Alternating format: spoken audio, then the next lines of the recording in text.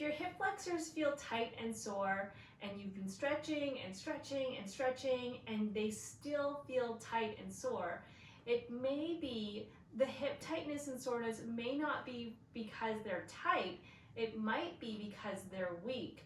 So let's go over some exercises that can help strengthen these guys right here, your hip flexors. So the first one is a beginner exercise.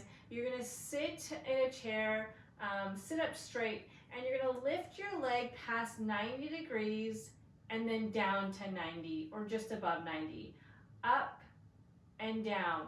You can put your hand here to feel that muscle. Yep, I can feel it working.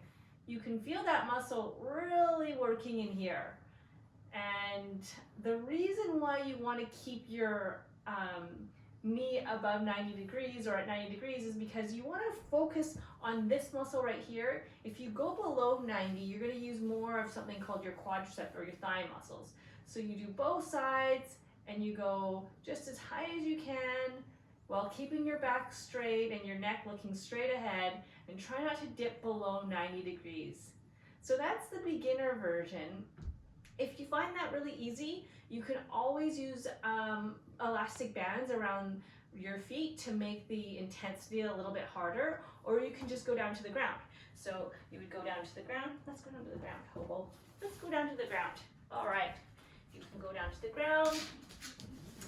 Again, you want your back straight, your legs way out in front of you, and you can put your hands on the ground to stabilize if you need, and all you do is lift your leg off the ground, up and down. And before you touch the ground, try to hover your leg just above the ground if you want more of a workout. Try to keep your back straight as you can.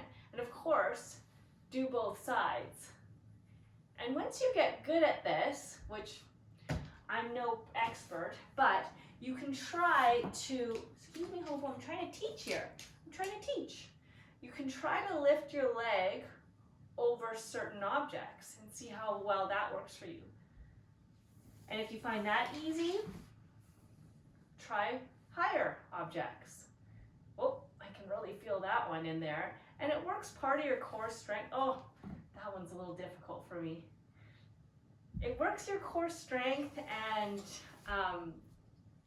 it works your hip flexors. Just make sure that your back is straight and your head is looking up and not tipped down. You just want to make sure whatever exercise you're doing, you have really good posture habits. And so do those exercises. Try with 3 sets of 15.